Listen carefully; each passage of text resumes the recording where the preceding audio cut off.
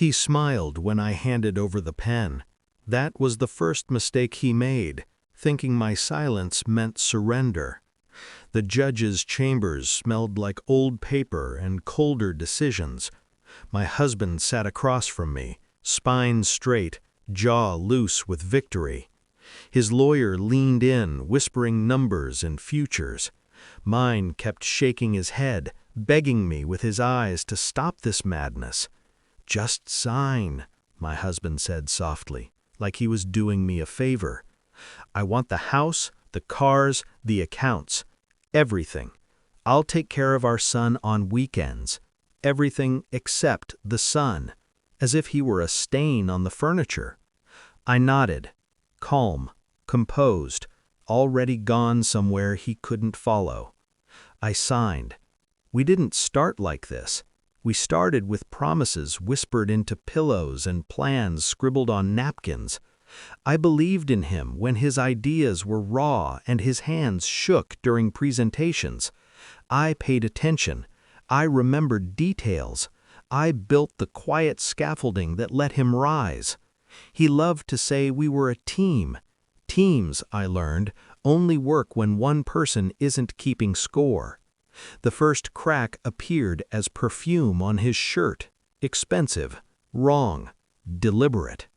Then came late nights that didn't match calendar invites, phone calls taken in the garage, passwords changed, laughter that stopped when I entered rooms. I didn't confront him. I watched. Love made me patient. Betrayal made me precise. The night I knew for sure, I was standing behind him while he slept. His phone buzzed. A name I didn't recognize. A message that read, "Can't wait until it's finally just us." After the divorce.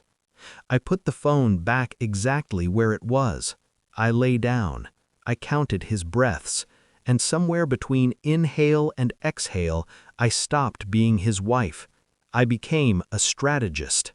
I spent the next 6 months becoming invisible. I hired a forensic accountant under a shell company he'd never trace back to me. I learned which accounts were joint in name only. I discovered where he'd hidden money, where he'd borrowed against assets he pretended were paid off. I copied emails, backed up messages, screenshotted contracts. I let him believe I was broken. When he asked for the divorce, I cried on cue. When he demanded everything, I didn't argue. When my lawyer begged me to fight, I said one sentence that shut him up. Give it all to him. My lawyer thought I was scared. I was clearing the board.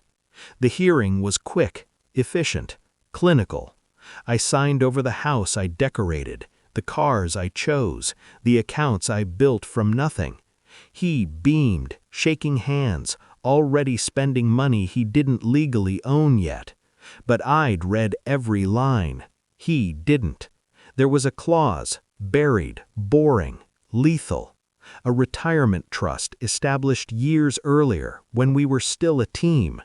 It held shares, not in his name, in mine, structured to activate only upon transfer of marital assets beyond a certain threshold.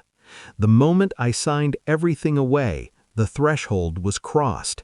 The trust woke up. 76% controlling interest, voting rights intact, authority absolute.